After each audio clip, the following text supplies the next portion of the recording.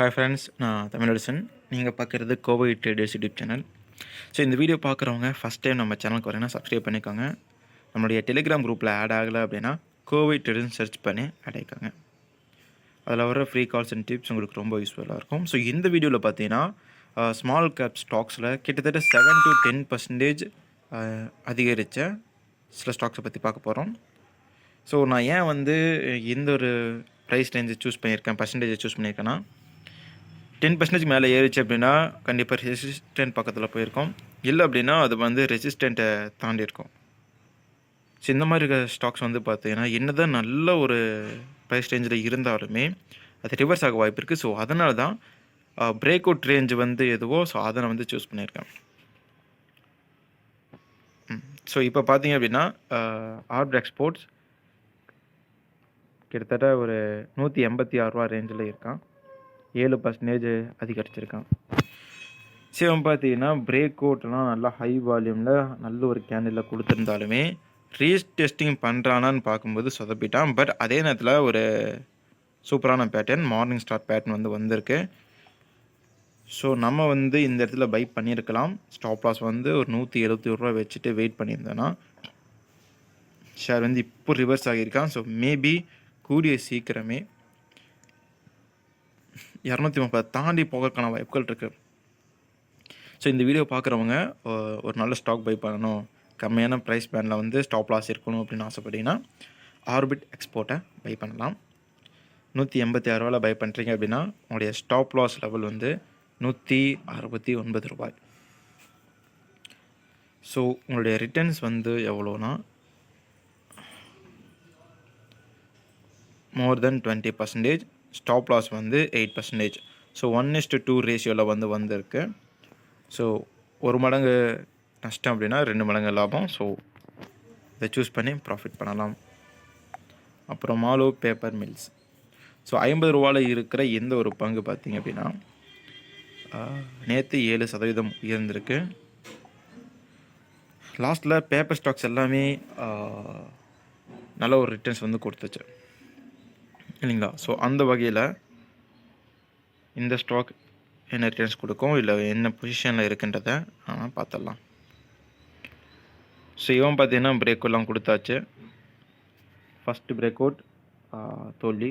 Second break out இதுவும் பார்த்தீங்கன்னா ஒரு நீண்ட கன்சல்டேஷனுக்கு அப்புறம் மேலே போயிருக்கான். ஸோ ஒரு மிகப்பெரிய போராட்டமாக தான் இவன் இவனுடைய ரைசிங்ன்றது இருக்குது. ஸோ இவனோட இதில் பார்த்தீங்கன்னா கிட்டத்தட்ட ஒரு 52 ரூபா மிகப்பெரிய ரெசிஸ்டண்ட். அதை தாண்டும் போது நீங்கள் பை பண்ணலாம். அப்புறம் ஸோ என்டர்டெயின்மெண்ட்டை சார்ந்த இந்த ஒரு ஸ்டாக் பார்த்திங்கன்னா நேற்று ட்ரேடிங் செஷனில் ஒரு நல்ல ஒரு உயர்வை கண்டிருக்கு. ஆனால் ரெசிஸ்டண்ட்டை டச் பண்ணிவிட்டு ஷேர் கீழே வந்திருக்கு. ஸோ இந்த இடத்துல நமக்கு ஒரு என்கல்ஃபிங், இதை தான் புல்லிஷ் என்கல்ஃபிங் சொல்லுவாங்க. இங்கே எனக்கு தெரியும், இங்கே ட்ரெண்ட் ரிவர்சல் பேட்டர்ன் நமக்கு நல்லா தெரியுது. ஸோ இந்த இடத்துல அதே ட்ரெண்ட் ரிவர்சல் இங்கே என்ன காமிக்கிறான்னா மேலேருந்து கீழே போவான்னு காமிக்குது, இங்கே கீழேருந்து மேலே போவான்னு காமிக்குது.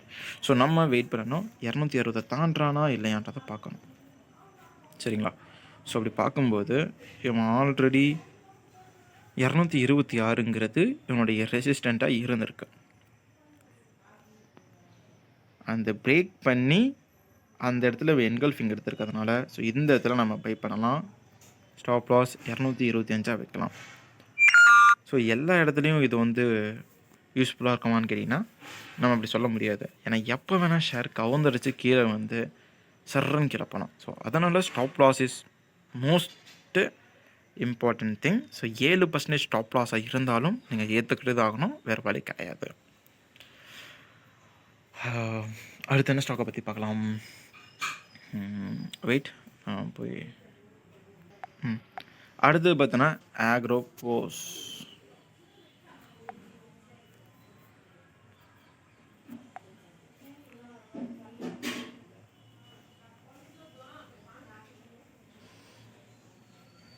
இங்கே அது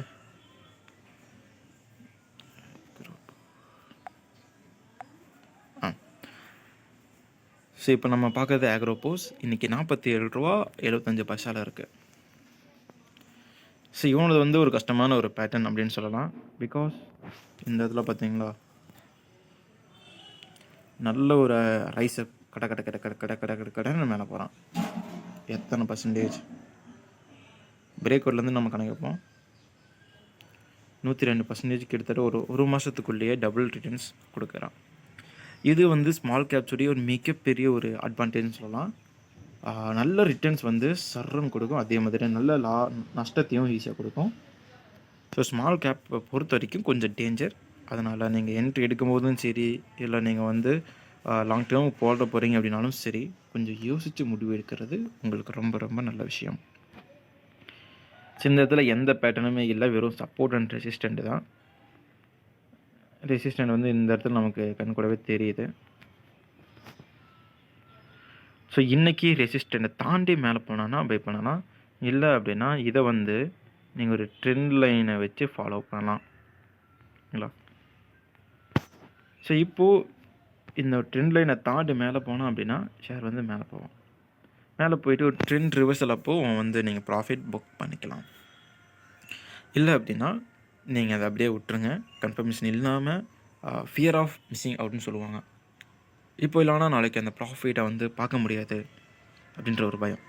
அந்த பயத்தில் எடுத்தவங்க நிறைய பேர் வேதனை பட்டுட்டு இருப்பாங்க. ஸோ கொஞ்சம் கேர்ஃபுல்லாக இருந்துட்டு இதை அவாய்ட் பண்ணுங்கள். மற்றபடி மஹேந்திரா ஹாலிடேஸும் அப்புறம் இந்த வீடியோவில் நம்ம பார்த்த 2 பங்குகள் வாங்குகிற அளவுக்கு இருக்குது. அதை கூட நீங்கள் பார்க்கலாம். தாமோதர் இண்டஸ்ட்ரீஸ் 59 ரூபா ரேஞ்சில் இருக்கான். குட் ரேலி கொடுத்த ஒரு ஸ்டாக் அப்படின்னு நம்ம சொல்லலாம். ரேலி மீன்ஸ் ஒரு 2 நாள் ரேலி. அந்த 2 நாள் ரேலியில் இவன் கொடுத்த ரிட்டர்ன்ஸை பாருங்கள். 24% 2 நாளில் கொடுத்துருக்கான். 1 லட்ச ரூபாய்க்கு வாங்கினதுக்கு 2 நாளில் 24,000 ரூபா கொடுத்துருப்பான் இவன். ஸோ இதை பார்த்து நம்ம டெம்ப்டட் வாங்கலாமான்னு கேட்டிங்கன்னா இதை பார்த்து டெம்ப்ட் ஆகலாம், பட் டிசிஷன் எடுக்கக்கூடாது.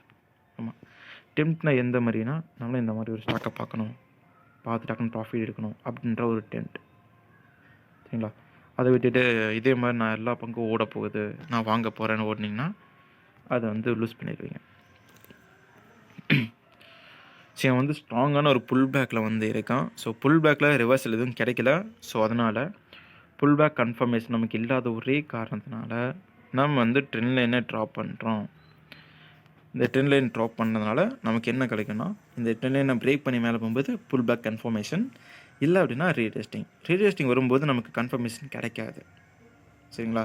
ஒரு என்கல்ஃபிங் வரட்டும், ஒரு ஹேமர் பேட்டர்ன் வரட்டும்னு நம்ம எல்லா நேரமும் எதிர்பார்க்க முடியாது. ஸோ அதனால் நம்ம என்ன பண்ணணும்னா, அந்த இடத்துல வந்து பிளைண்டான ரிஸ்க் எடுக்கணும். ரீடெஸ்டிங் நடந்துச்சு, நான் எடுக்கிறேன்.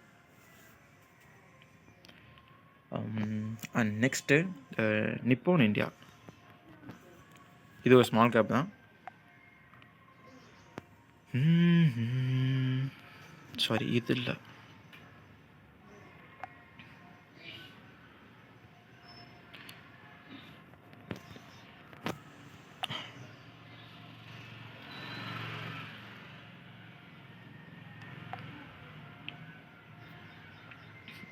இந்த ஷேர்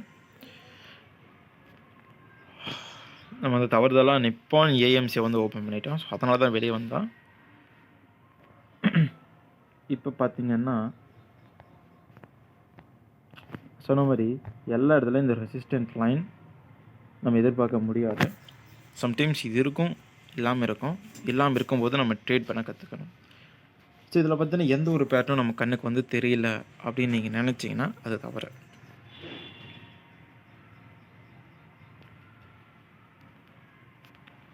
இதில் வந்து ரைசிங் ட்ரெண்ட் லைன் வந்து இருக்கு.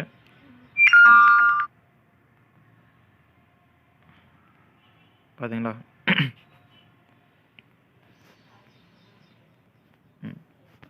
சார் ஃபஸ்ட் டைம் டெஸ்ட் பண்ணுது, second time, third time, fourth time, அதுக்கப்புறம் மறுபடியும் ஒரு 6 மாதம் கழிச்சு டெஸ்ட் பண்ணுது.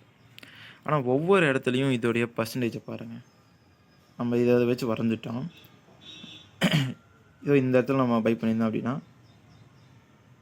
18% ரிட்டர்ன்ஸ்.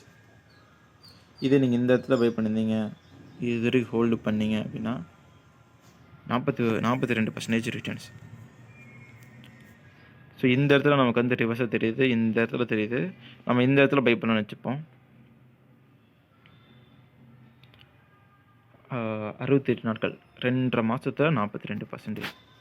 சரி இல்லை நான் வந்து ஃபஸ்ட் என்ட்ரு ஆகிட்டேன் அப்படின்னாலும் 90 நாள், அதாவது 3 மாதத்துல 40% ரிட்டர்ன்ஸ்னால் 13% ஒரு மாதத்துக்கு கொடுத்துருக்கான். இது வந்து ஒரு வருஷத்துக்கு பேங்க் நமக்கு கொடுக்குறது 8%. இந்த மாதிரி ஒரு ஸ்டாக்கில் போட்டதுனால 40% 3 மாதத்தில் கிடைக்கிது. ஸோ இந்த மாதிரியெல்லாம் நீங்கள் கணக்கு போட்டால் மட்டுமே மார்க்கெட்டில் ஜெயிக்க முடியும். 10,000 வச்சு மார்க்கெட்டில் பணக்காரன் ஆகலாம். ஆனால் 10,000 வச்சுட்டு 30 வருஷம் நீங்கள் கண் கத்தமாக இருக்கலாம். 1,00,000 வச்சு பணக்காரனாக இருக்கலாம். 15 வருஷம் நீங்கள் மார்க்கெட்டில் இருக்கணும். 10 லட்ச ரூபா வச்சு பணக்காரன் ஆகலாம். அதுக்கு உங்களுக்கு ஒரு 12-13 வருஷம் தேவைப்படும். ஏன்னா காம்பவுண்டிங் வந்து ஸ்லோவாக தான் நடக்கும். நீங்கள் எவ்வளோ மணி வச்சுருக்கீங்கிறத பொறுத்து கிடையாது, எவ்வளோ வருஷங்கள் நீங்கள் கொடுக்குறீங்க அதை பொறுத்து. ஸோ தேங்க்ஸ் ஃபார் வாட்சிங். Tata bye, have a nice day. நம்மளுடைய கோவிட் ட்ரேடர்ஸ் டெலிகிராம் குரூப்பில் மறக்காமல் ஆட் ஆகிக்கோங்க. வர்ற ஃப்ரீ பெனிஃபிட்ஸை வந்து யூஸ் பண்ணிக்கோங்க. நம்ம வீடியோஸை தொடர்ந்து பாருங்கள். பை.